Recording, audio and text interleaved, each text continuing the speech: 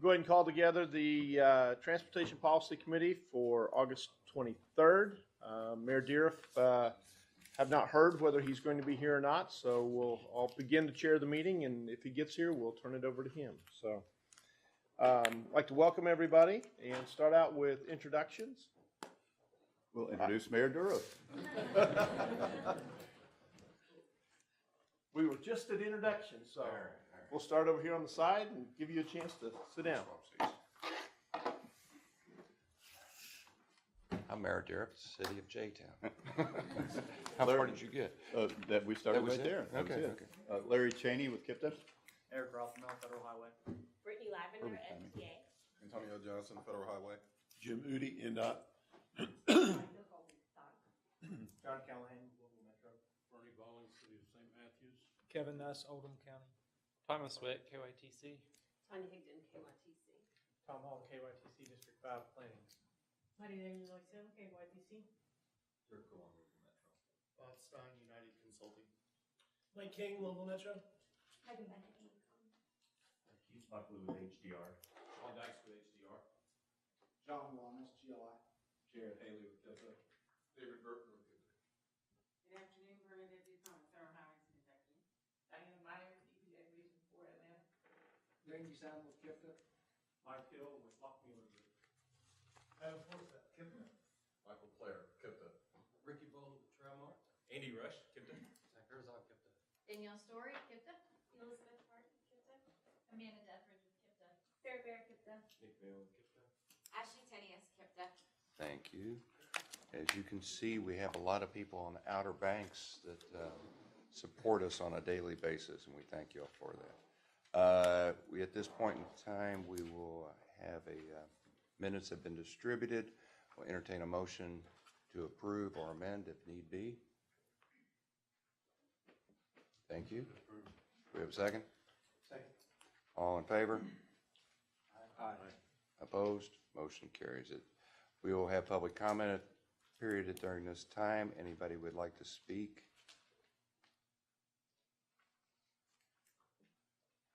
Hearing none, we will move into the reports. Ashley.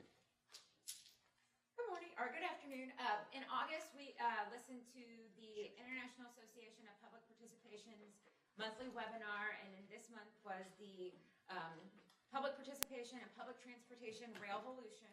So we did that on the 14th of this month, and on Tuesday of this month, or this week, we went to the Insider Louisville panel called The Price of Public Safety. And Monday, the 27th, we will be doing a public open house meeting for amendments to the MTP and the TIP. That's all. Thank you. We have the fortunate pleasure of having the Federal Certification Review Committee here. And from what I heard yesterday, you are doing absolutely everything 110%. And we need you to take it down to about 100 because you're making all the other ad districts look bad. So we will let Eric, are you going to be the presenter or is... Myself and Brittany. Okay, we'll let you go for it.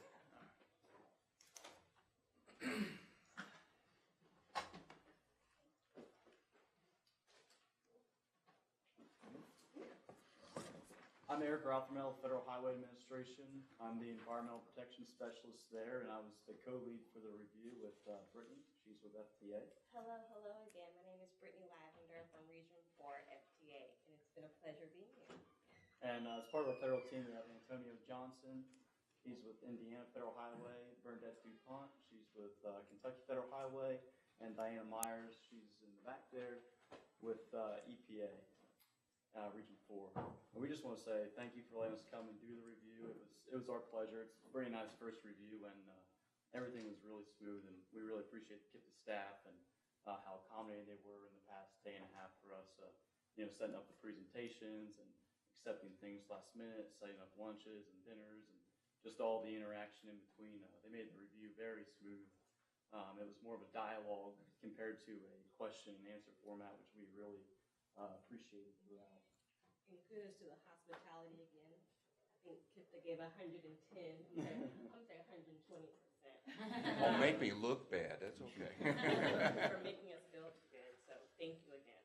And just for anyone who doesn't know, this review is basically a federal requirement every 4 years for MPOs that are over 200,000 people. We have to come and conduct a review, and basically, there's never any corrective actions with any MPO over 200,000 people, but we document those and recommendations and suggestions, and then obviously accommodations for best practices throughout. And I just want to say we saw a lot of positive things, like everyone has said, throughout KIPTA these past day and a half. And I'll say, because Bernadette won't say it, but I think Louisville's better than OKI, because I have Louisville, so it's OKI.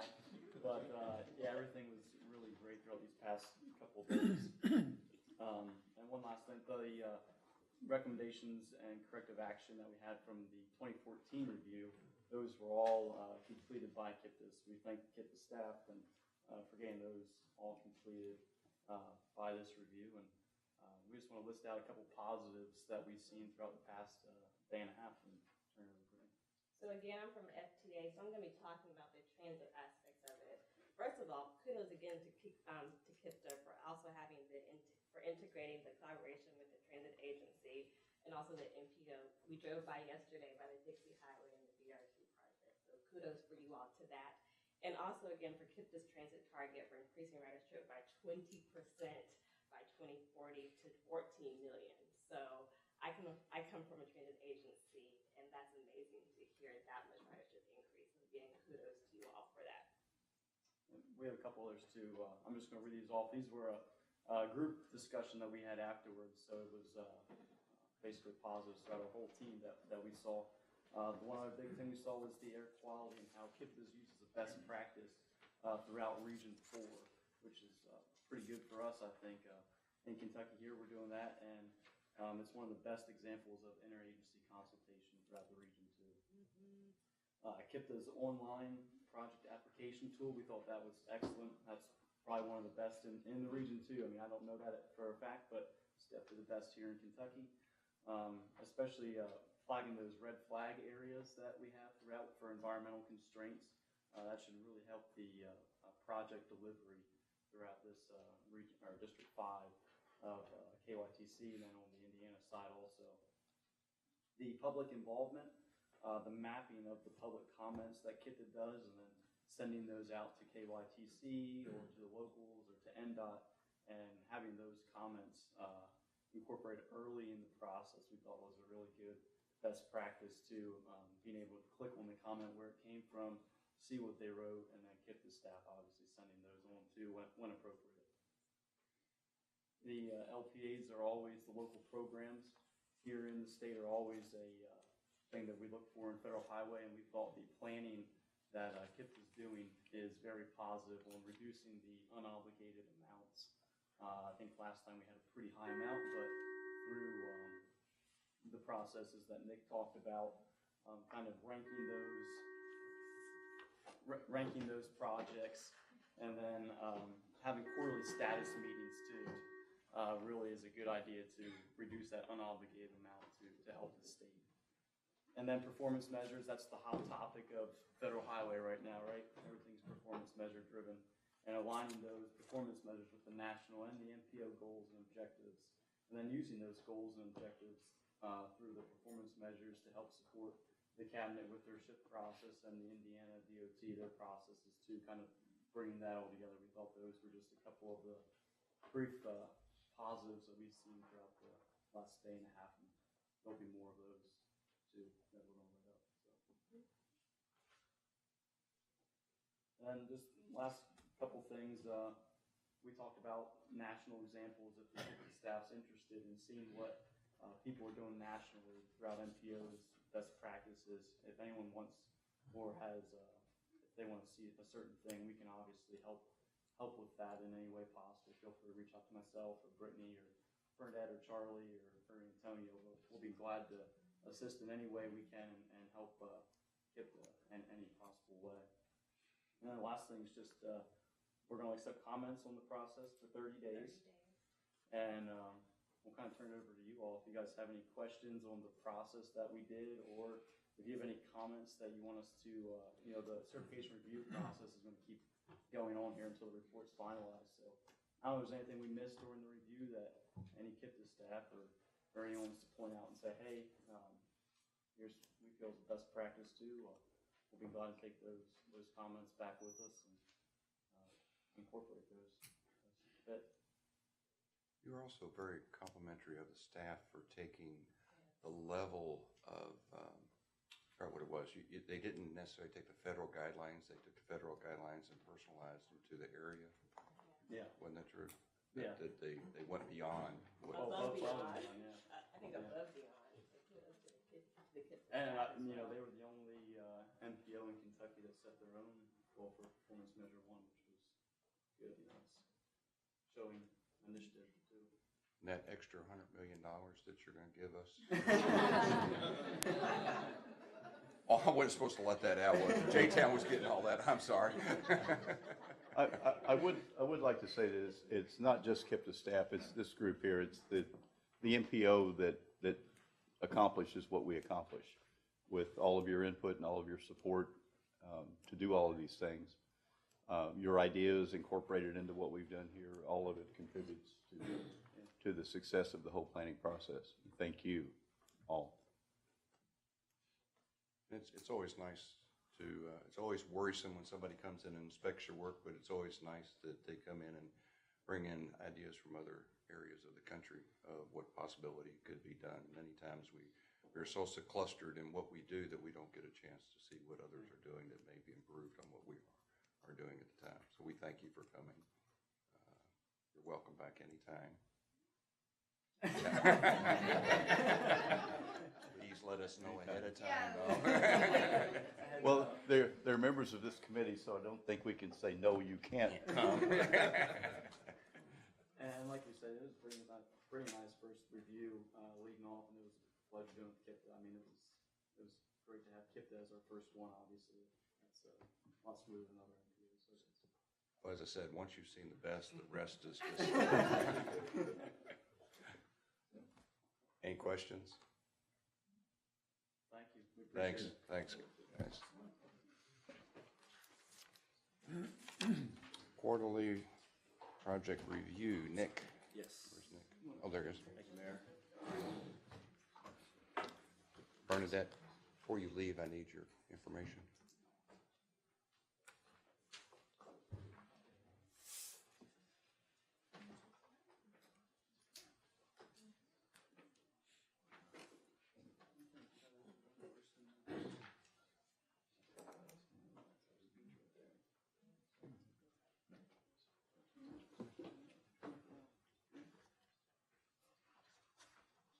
All right, I'll use the mouse to flip through this. Good afternoon, everybody. My name is Nick Vale. I'm here to present the zoning out. Give this a second to hopefully catch up to itself.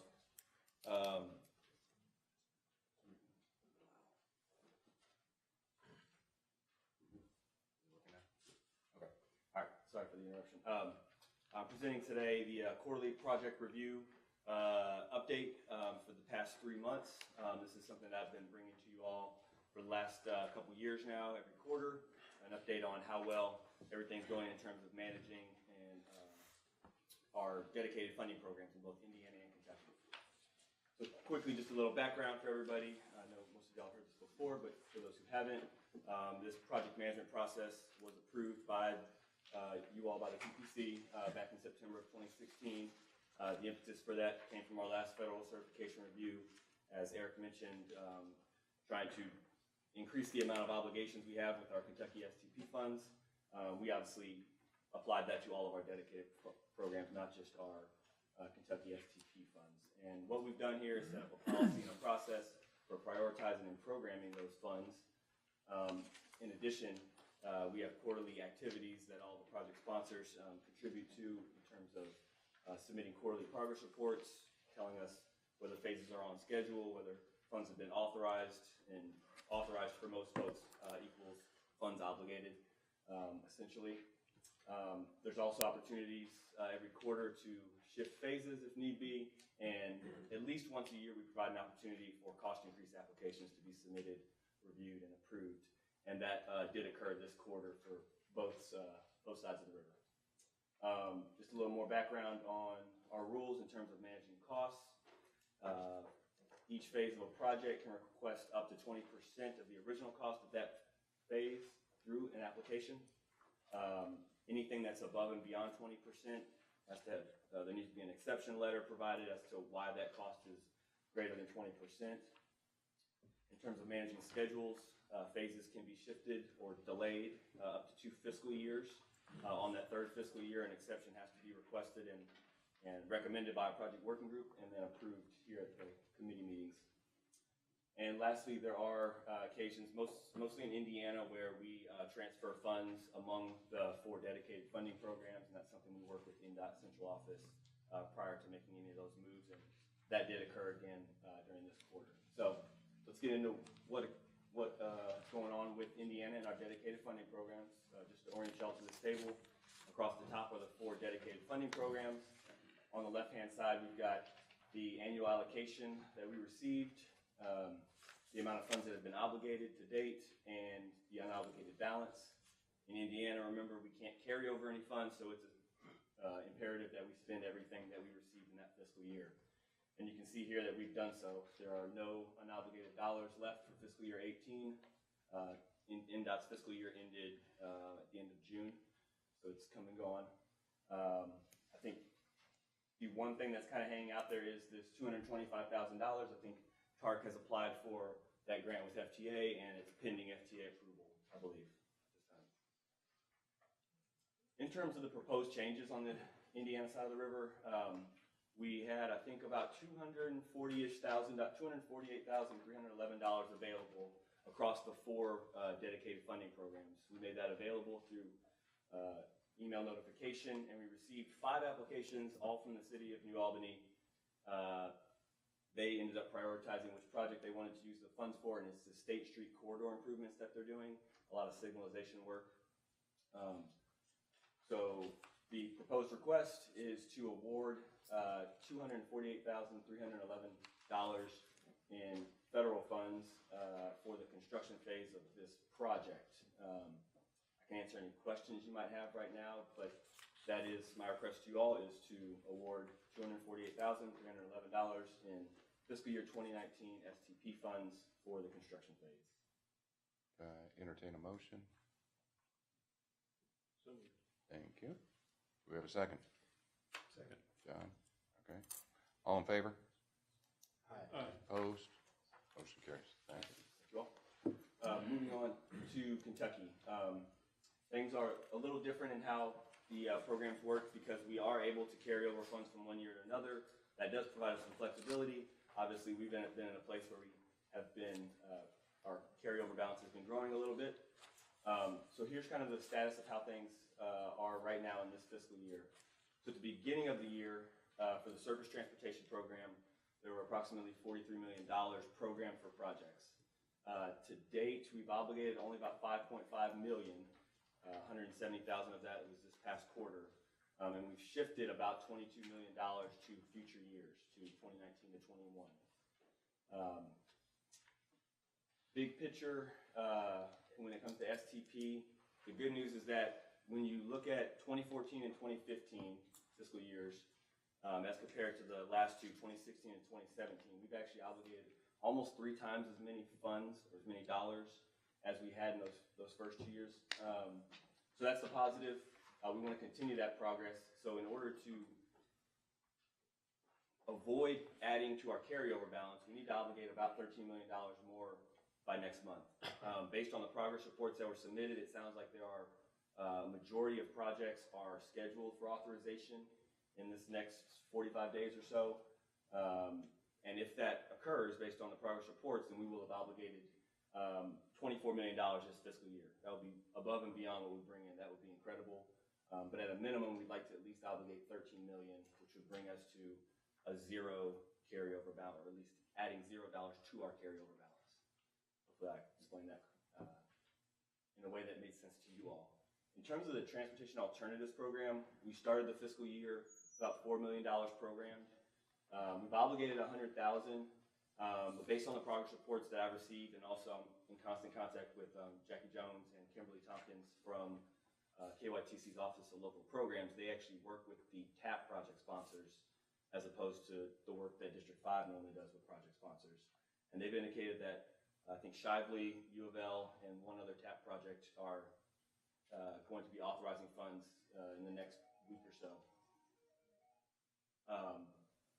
So right now, the picture is still a little unclear about where we're going to land or fall at the end of this fiscal year. We've still got 45 days left, but the hope is that we can get close to the $18 million that we receive for that fiscal year in the SDP program, and at least obligate another $1 million in TAP funds.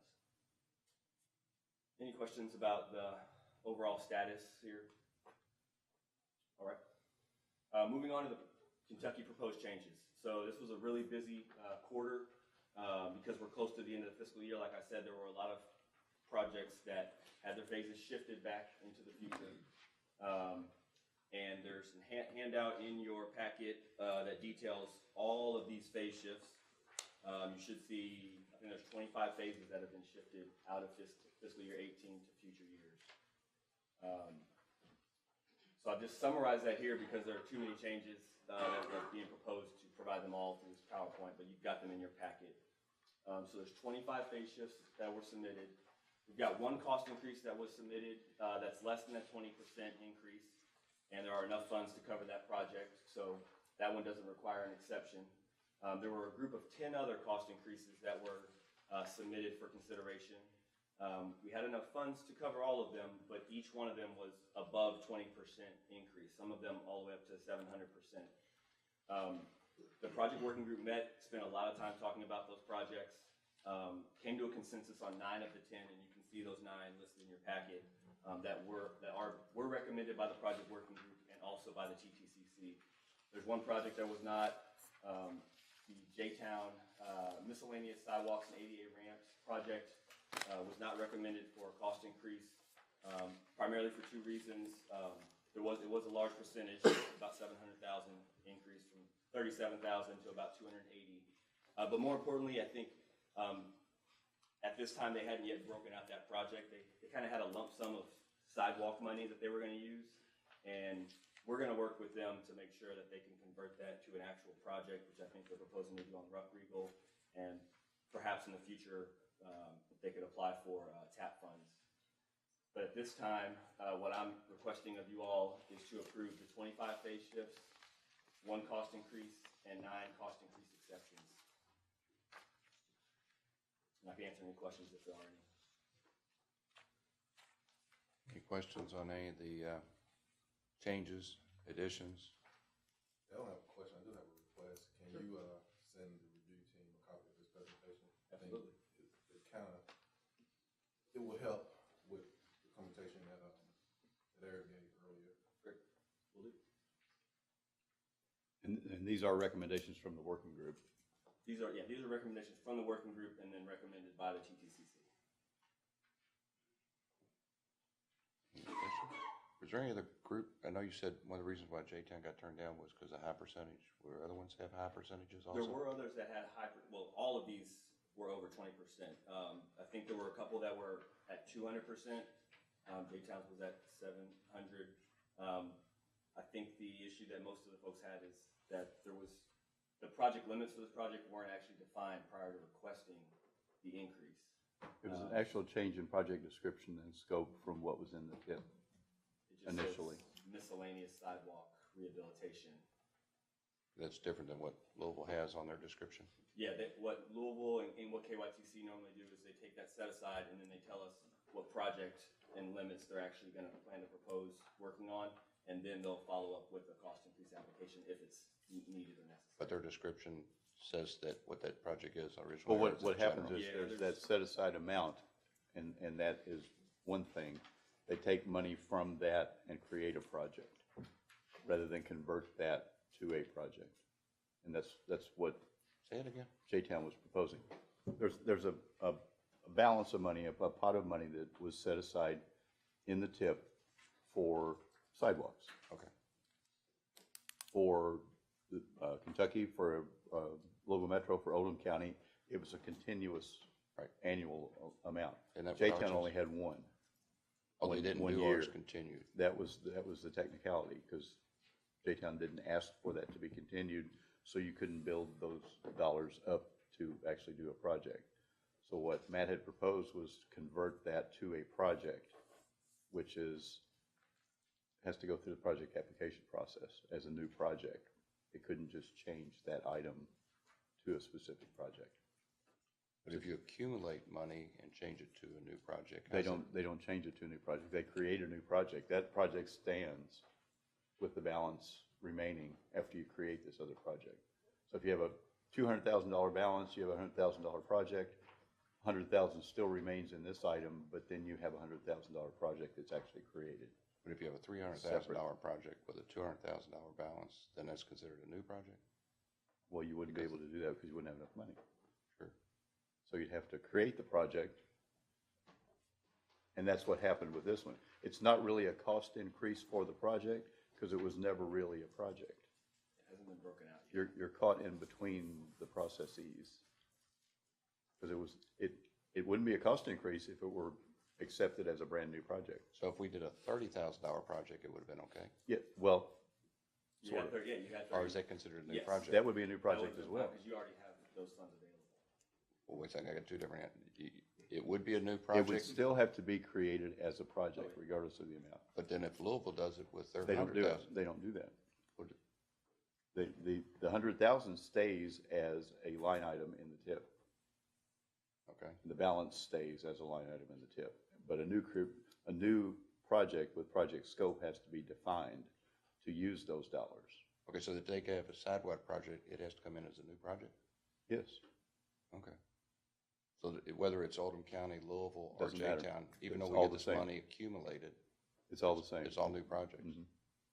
It's not miscellaneous sidewalks that you can use it on miscellaneous sidewalks? You can use the dollars on miscellaneous sidewalks, but you have to define a project.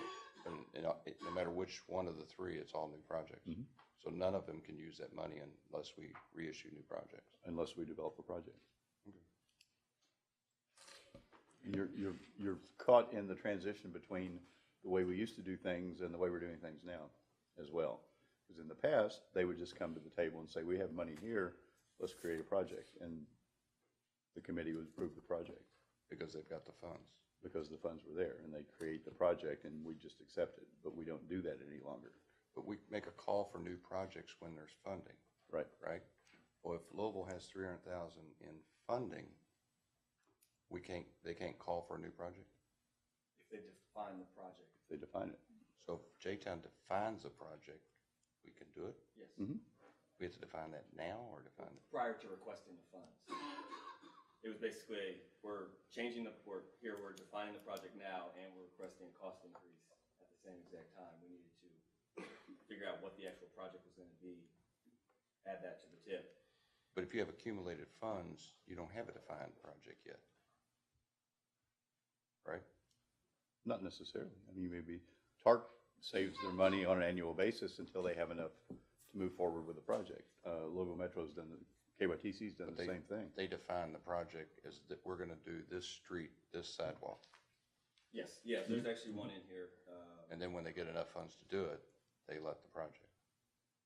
It's gone both ways. It's But we gone, can't- they'll define the project and take the money away from it, or they'll build up the funds and then create projects. It's worked both ways. But yes, even though they do have that set aside, that doesn't become the project. That's just the bank where you save your money. We've asked Matt to resubmit that as the breakout project for Rough River Parkway sidewalks. And then when we have another cost increase application, or in the spring, we're gonna have more transportation alternatives funds available. Similarly, how Patty Lane worked out. That's fine. I'm just curious what the difference is in the It's two. the technicality. It's a state road anyway, so they'll call him for the sidewalk. So, thanks. The other questions besides mine? Yeah. Nick, is this a typical quarterly report with 25 spaceships and I think this is a typical of basically the last quarter of the fiscal year, and those projects in Kentucky that don't feel they're gonna make it to authorization in the next 45 days, made the determination they needed to ship those projects out. So normally in the last couple of quarters, we haven't seen I don't even know if there's been any phase shifts in the last couple of quarters. Because normally they wait until they know for sure they're not going to make it that fiscal year. It's just being optimistic and waiting till the last quarter to make that change. I would say also, this process is, we're just, what, in our second year, kind of, yeah. really kind of first year for LPAs really to get adjusted to it. So I think this is a little more drastic than we hope we'll be in future years. I mean, we're still kind of this change of, as Larry mentioned yesterday during the review, of realistic estimates, realistic schedules. We may still be having things to be a little too optimistic, and so we're adjusting. To your point, John, these are old projects prior to when we initiated the process. So once the new projects come in, they should have less of the higher increases. And one of the things of the 25 increases, 8 are related to utilities, and we talked yesterday with the Federal Certification Review Team about the challenges that Kentucky project sponsors are having working with utility companies in setting a schedule and meeting that schedule. So, Did you also talk to them about the time frame that we ask the utilities to get things done? And many times they aren't done in a timely manner. we talked for quite a while about that yesterday. So that's, a lot of times that takes us into the next year or the next year or whatever. Yeah, we talked about maybe figuring out some other strategy to address. And it's not necessarily LG&E. It could be some small cable company that move their wire or something. Right. And in Indiana, we don't have so much of that problem because they're allowed to use their federal funds by state statute to pay utility companies, whereas in Kentucky, you guys are prevented from doing so. Again, the action for today is, or second action for today is to approve the 25 phase shifts, 1 cost increase, and 9 cost increase exceptions. Entertain a motion. Ernie? Do we have a second? Second. John? Any discussion? All in favor? Aye. Opposed? Motion carries. Thanks, Nick. Participation plan review. Ashley?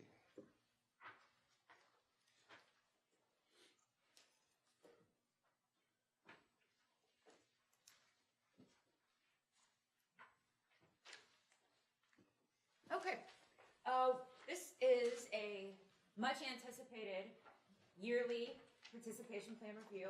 It was supposed to happen in July and I was not here, so we have postponed it to August. But as you probably know, the participation plan was adopted by the TPC in 2014. And this report is a review, an annual review of the participation plan and our participation activities related to transportation planning. You'll hear a little bit about how we use GIS analysis when we are working on our participation activities to map the comments that we receive in the community, as well as the activities that we take part in the community, and where those are in relation to our Title VI and environmental justice populations. And we will also go over some of the changes that we've seen in the KIPTA website and our social media usage, including ways that we're tracking that data and how many increases we've seen on those pages. We'll also go over the results of our 3rd annual community ride survey related to participation and outreach for our region and the different ways that we go over those comments. So in 2017 to 2018, we attended over 40 community events. We were at schools, business expos, festivals, community organizations, and environmental groups. It's a slight decrease from previous years, but if you'll remember, I was out of the office for a few months because I had a baby. So outreach took a dip, but I think that we still shined in a lot of ways, and we came back strong in 2018, as you'll see next year. This map shows the different places that we attended events and places that we received comments. And the inset map that's here in tan are the environmental justice and Title VI areas. As you saw in the previous map, the majority of our events do take place in Jefferson County, followed by Clark, and then we have some in Oldham, Bullitt, and Floyd. We are always happy to attend an event in any county, in any area, if someone wants us to come and talk about the transportation planning process, invite us and we will come to your area. We're always looking for new ways to reach out and talk to people about our planning activities. This is a breakdown of the comments that we received, and transit and bike ped were at the top. They usually are. We also had a high percentage for light rail, and the other 17% was a breakdown of various things that people asked to see in the region. So now we'll talk a little bit about the social media and website use for KIPTA.org. KIPTA.org saw, the Transportation Division saw a little more than 3,000 hits in the 2017 to 2018. On the Facebook, we have new likes all the time. We had a new like today from someone at this table. Thank you. So we do appreciate all of our transportation planning partners liking our page and sharing our posts, because we want you to tell your constituents what we're doing so they can also participate in the stuff that we're doing and the projects that we're working on. And we have more people viewing the posts on mobile devices than on desktops, which is not a change from previous years. But we did something new in 2017 that we haven't done before, and that was when we were when we started to do the participation survey for the outreach that we do every year. We did some paid advertising.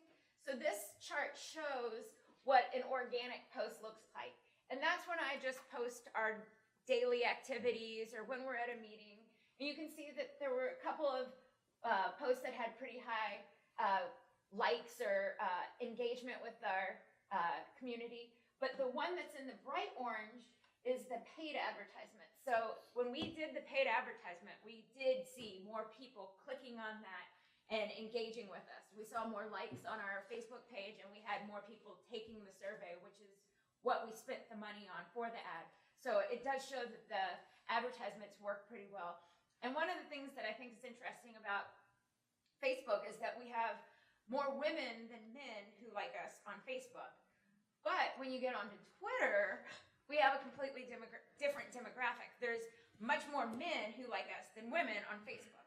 So it's interesting to me to look at that data and see the different platforms. And I don't know if that's because of who's using Twitter and who's using Facebook, but it's funny that they're both the same page with the same information, but you have different people engaging with you.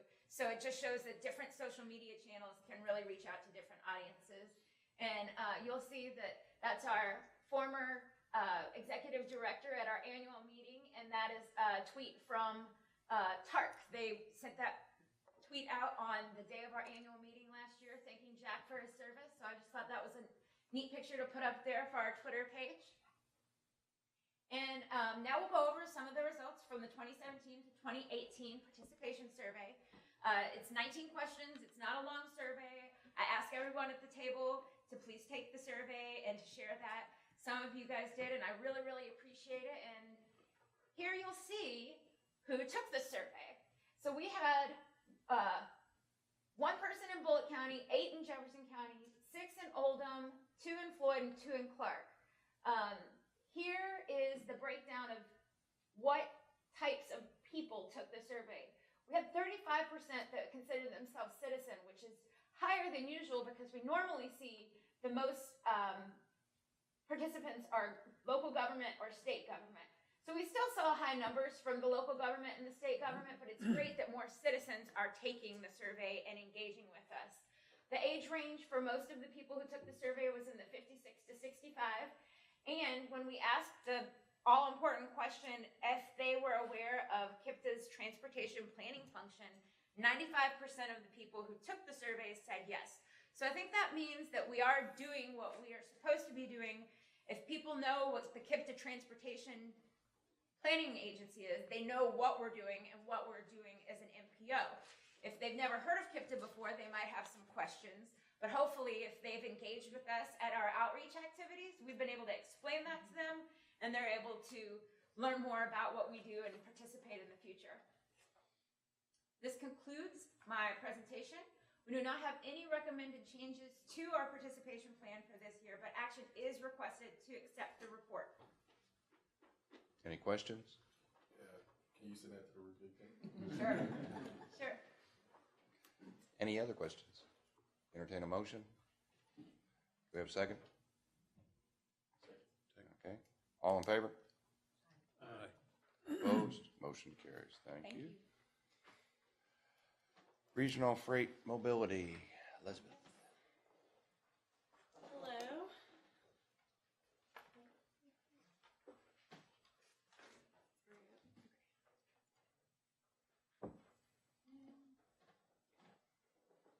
All right, I'm Elizabeth, and I will not be the one talking today. Keith Buckley, the project manager with HDR for the Freight Mobility Study, is going to update you all and let some of you all know who haven't been to the listening session or the federal certification team who hasn't heard this before.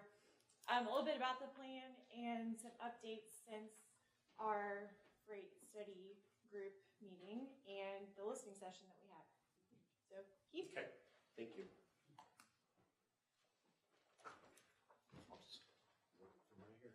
Okay, thanks.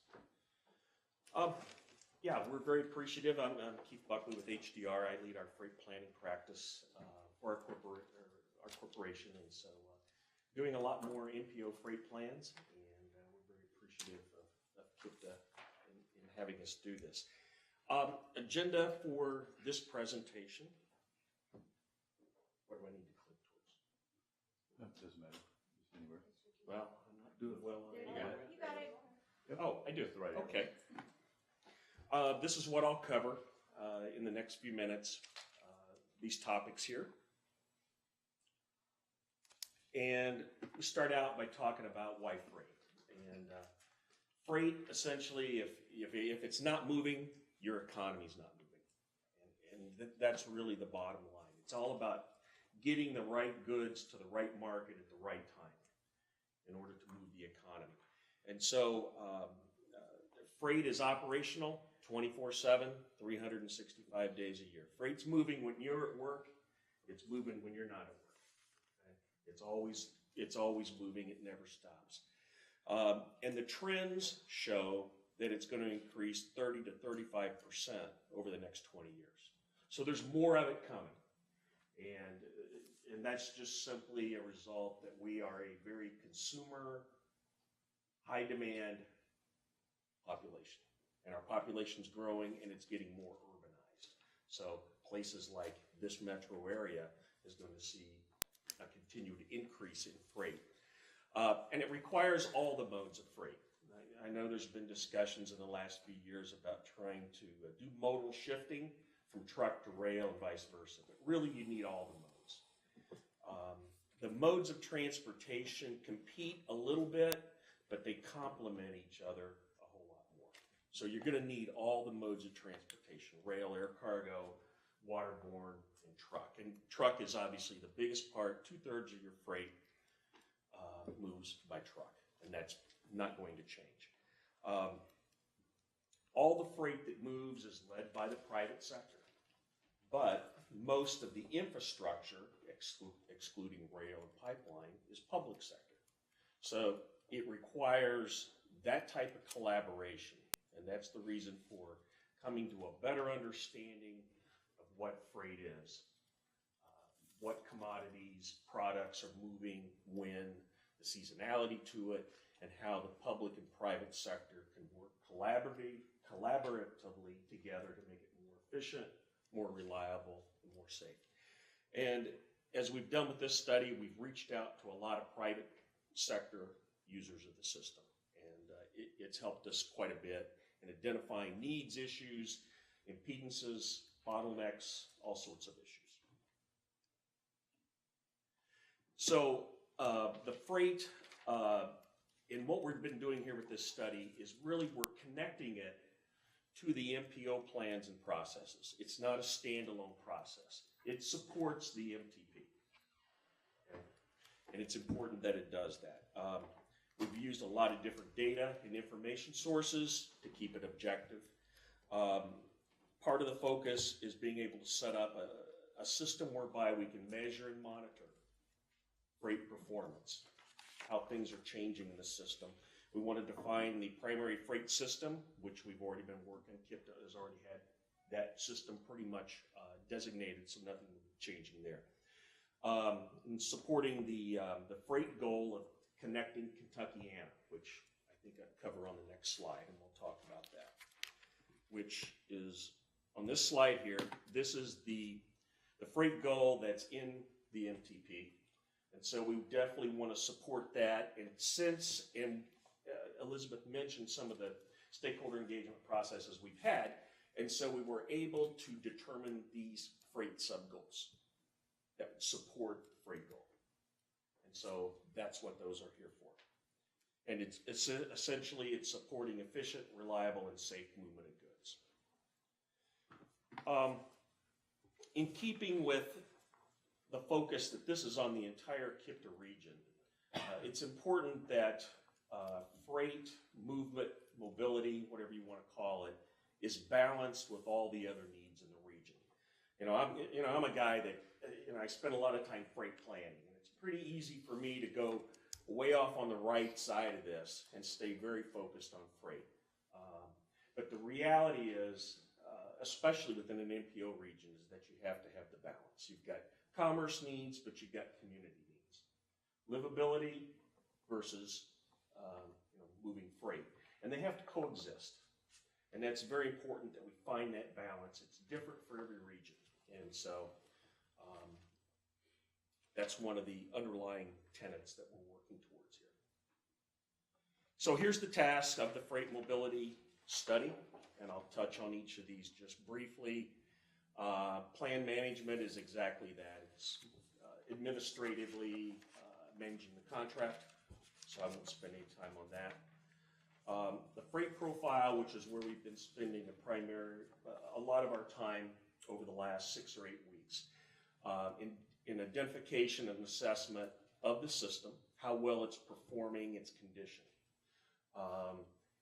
Looking at the commodities and goods that are moving within the system and through the system. We have a lot of pass-through freight. There's a lot of freight that originates and stays right within the region. And the players and roles in the freight system. A lot of private sector folks, but a lot of public sector folks as well. So we focused on getting stakeholders, and speaking of stakeholders, that's been the next task. We've had quite a bit of stakeholder input. In the end of June, we had the TPC, and several of the folks here were involved in that, in identifying needs and issues.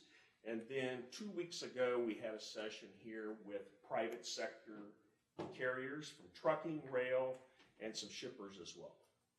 And in both those sessions, we have received some really valuable input, feedback, understanding what some of the issues, concerns, problems are in the region on freight mobility. And we will continue that. We probably will have some more meetings, and we are also doing some one-on-one interviews with some selected major shippers. Okay. We are in the process of starting the needs assessment. So we've identified a lot of the issues, and so now we're moving in to provide, by doing a good needs assessment, it helps us determine what would be the best projects to fix the problem. You always want to start with, obviously with a project, what problem are you trying to solve? So we got to have a clear understanding of what these needs are. So we'll do a SWOT analysis, focus on the performance and the condition of the entire system.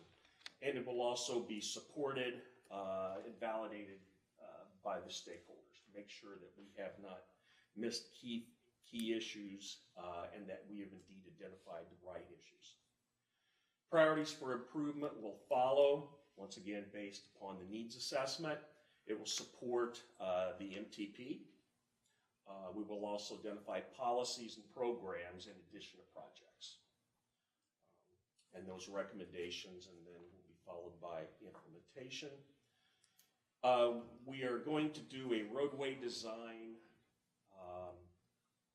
a guide to support what should happen infrastructure-wise, operationally-wise, to make freight movement more efficient. Okay? And we've got some examples that we'll be showing with the KIPTA staff very soon on that. It's a guide, and there will be an emphasis on the first and last mile of the movement of goods from the main freight system to logistics clusters, warehouses, manufacturing sites, and so on. We'll also facilitate 5 to 5, which is essentially a quick way of saying when a truck leaves a facility, within 5 miles, he needs to be doing 55 miles an hour. So he's gotten out of the place and he's moving. He's not stuck in congestion somewhere. And then we will finalize the freight mobility study final report. A lot of that will consist of the deliverables that I've just talked about, the executive summary, and a final presentation. This is the schedule. We're only about 10 or 11 weeks in, but it's moving really fast. This is a very compressed schedule for a project of this type, but we've got a pretty robust staff, so we're cranking through it really quick. Next steps, finalizing the top 4 things that I've talked about with the freight profile, the geodatabase. That's posed a little bit of a challenge for us, but we're getting through it. Finish the needs assessment. We will continue stakeholder engagement, the roadway design guide, and then the final report. And I will turn it back over to Elizabeth for questions, comments. Is your freight increase based on pounds or orders? It is on tonnage. It is on tonnage. Because with Amazon and everybody else doing freight, you have more times freight is moved, but less weight is being moved. Retail store, at my hardware store, you may take 10 pallets to it, but Amazon may take 150 orders to it. So there's a big difference on, as far as future studies, you're going to have more small items transported farther. And we look at both tonnage and value. Value doesn't affect your infrastructure as much as weight does. So for projects, if it's 10 tons of sand, that's going to affect your system a whole lot more than one small box that's worth more than all that sand. But it's important that we do look at both the value as well as the tonnage. But then when you say that, but the UPS trucks that go through my neighborhoods one time, or if they go through 50 times, they wear out the neighborhood roads, not the interstate roads. So it is somewhat important. They do. Makes sense, yeah. Yeah. Second question is, and you may not know this yet, but with the future of freight and the increase, it's going to come with a cost. So it'd be nice to know if the private sector has to pay for it some way. Government isn't free. Would they like to have that better as a P3 private partnership like the bridges on tolls? Or would they rather the government start a taxing or fees similar to increasing the gas tax to pay for it? Yeah, I know the answer to that. Sean, you want to? Yeah, Mayor, we, in the last session we had with private stakeholders, I asked that very question. And it was very interesting because we had a mixed response depending upon who you asked. We asked a very large shipper who's not in our hometown, but another one, their competitor. And I said, would you be willing to pay for a toll? And I-71 immediately comes to mind. And without a doubt, this particular group said, yes. If that helps me save money or time, that's good for my business and good for my customers, I would do it. On the other hand, if you ask independent truckers, and there's a company in town who deals with owner-operators, that is almost overwhelmingly no, because smaller scale, independent owner-operators don't like to pay, even tolls, or brand new roadways. So it depends upon who you ask, and we're collecting that data. And we continue to have that dialogue, and it's very interesting who you ask, what answer you get. Well, there's also 2 other facets because of where we are in the country right here being multi-state. Because with the bridge, give you an idea, salt, we had to buy it for this winter. Our salt prices went up $16 a ton because they got to pay the toll going across the bridge. So if it was just a fee, it wouldn't have been any difference if that salt's delivered to Jeff or downtown Louisville. Of course, it'd be hard downtown Louisville, it'd be on the Great Lawn, but anyway. But it wouldn't make any difference. If it was a fee, though, Indiana could make the fee $100, in Kentucky make it $200, then all of a sudden everybody starts registering their trucks over in Indiana, and then we got a fight. So we have a very interesting problem in our area because of that. Yeah, and Sean's right. You know, the trucking industry would rather stay away from tolls. Tolls a four-letter word to the trucking industry. They'll support increasing fuel taxes, but the actual shippers see it a different way. So, and then it also depends on the different industries you're dealing with, because a lot of your automotive will move out by rail. Well, we're real close to modernizing the road formula, and part of that may be somewhat of an increase of tax in this next session. So, nice to know that they're for us. Yeah. Okay. What else? Yeah. Yeah. Yes, sir. Truckers are already paying heavy vehicle use tax, and they pay by the number of miles per state that they use. That's on the interstate. Right. But my question was about how does this plan or this study interact with the state transportation freight plan? Is it supported or? Yes. Completely Well, separate, because I wrote the Kentucky State Freight Plan, yes, it will support, as well as the Indiana Freight Plan. Yes, it will not be in conflict with those. This is a study as opposed to an actual plan, but it will align with those. And we've looked at the goals that both of those plans set forth. So, does the plan take into account the opening of the Panama Canal and possible freight coming up the Ohio River? This doesn't delve into that. It's already operational. It's been operational for a year and a half. And I studied that topic for quite some time back. And that's built into a lot of the projections that Yeah, are it's built into the already. projections. Okay. Yeah. Any other questions? Yeah, I got the same request, because we did cover freight yesterday. Is it possible for the review team to get a copy of this presentation? It helps tell y'all's story that you told yesterday. Yeah. We'll send you everything from this meeting. All right. I have no more questions. You're going to have a lot of reading. Oh, that was easy. Anything else? I'll be around if you got questions later. Thanks a lot. Appreciate it. Kip to bike and pedestrian. Sarah. Yep. Let me just get it going. This guy's moving slow.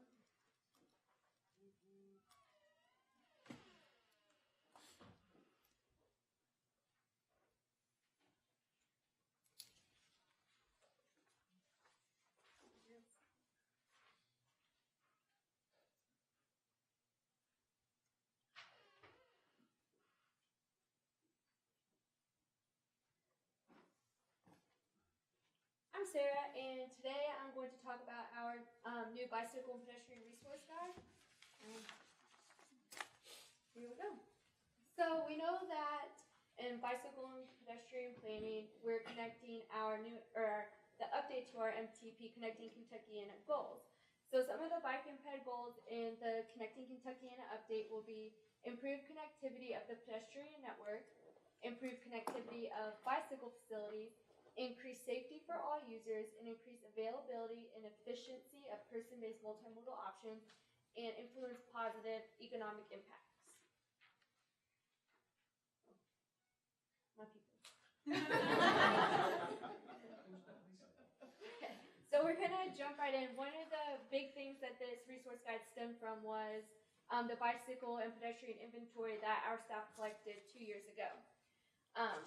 So some of the facilities that we collected were bike lanes, crosswalks, multi-use paths, and sidewalks and sharrows. And this map right here kind of details that story a little bit. And every year we try to get like an ongoing list of more bike ped project updates, and we try to update them in our inventory quite regularly. And something that stemmed from this inventory this year is a gap analysis, where we're looking at gaps between existing facilities that are up to a mile in length as a way to try to find the best places for our bike and ped projects to be in order to close gaps and provide more connectivity through our region. So in the document, I have a section on the Metropolitan Transportation Plan, but this for today is just a screen grab of our online resource center, which shows the planned and proposed and bike and ped projects. And then similarly here, the bike and ped projects in our transportation improvement program. And all of this is available for you all to use on our online resource center. And you can click on them and it'll show you the project, the link, and the sponsors. One of the big sections in this guide is a toolbox on bicycle and pedestrian projects. And in the document itself, it kind of goes through each of these different projects and kind of outlines their specific use and where they could be used and why it would be good to use there. So some examples: bicycle improvements, bicycle neighborways, bicycle detection signals, on the crosswalks instead of a person, like my people just coming through. On the last side, it'll be a bike. And more signage such as wayfinding, just so instead of having like designated lanes, you kind of just follow the right direction.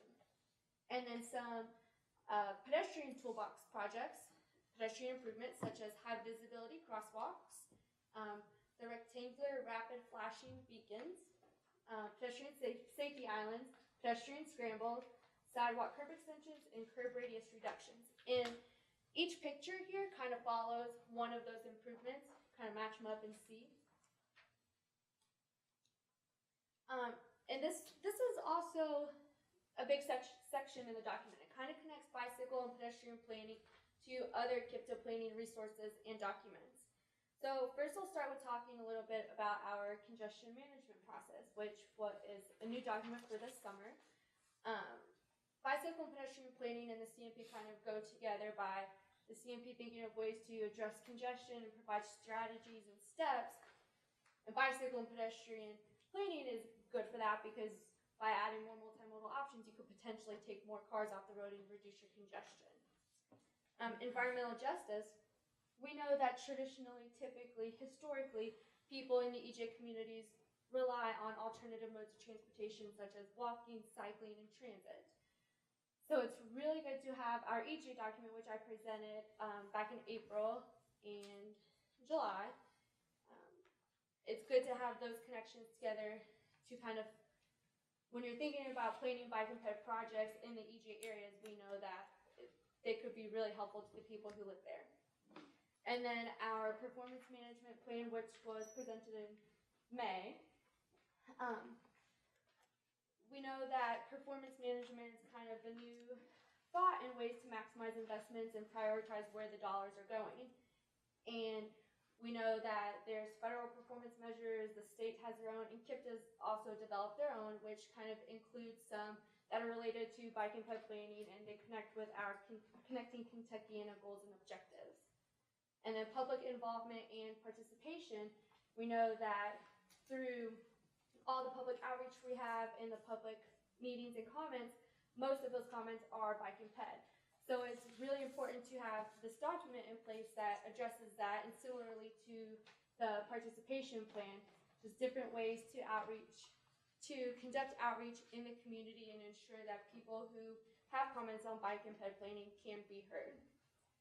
And then coming later this year, our transportation systems management and operations document, specifically the transportation demand management section, which will address capacity issues on our roadways. This connects really well to bike and ped planning too, because similarly with the CMP, ways to address congestion and kind of get people off the roads and give them a lane, or bike and ped planning and different bike ped projects to try to get more people off the road. And then you've heard us talk a lot about our KIPTA Online Resource Center. It's such a great resource for all the different GIS data that we have. You can see everything in this room benefits from that, and everything in this room is also on our Online Resource Center. Back at our TTCC meeting 2 weeks ago, I kind of did an online tutorial of our inventory and gaps, and I'm happy to do that again today. Or in the back over there for our federal certification review, we kind of had we have a story map going of our inventory and gaps, and kind of if you go play on it, you can get an interactive view of where the gaps are. Actually, right now, it's about to switch, and then this is timed perfectly. Just wait. the gaps are about to slide over onto the existing inventory. So that's a really great resource that we've created, or that Zach's created in the last couple of weeks. And I could do either. If you all would like to see a little online tutorial, I can go for it. What do you say? We got enough time? 20 minutes? We have 2 more pieces probably. Well, how Take about 5 minutes? Yeah, okay. And then afterwards, if we have time, at the end of the meeting, we can always go back there and kind of play on it and zoom in and click on the different projects we've got. Let's see. Give me just a second, please.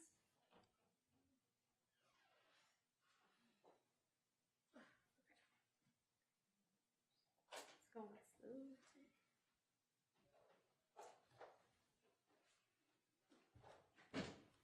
So we've got a new layout to our online resource center. This is very small. So we'll go right here to transit, bicycle, and pedestrian tab. And with this new layout, you have the option of going in and turning off the different overlapping layers. So we can go here. You have to zoom in a little bit to get them to turn off. So for the purposes of today, we'll just turn off the ones that aren't directly related to our inventory or gap analysis. That'll be good.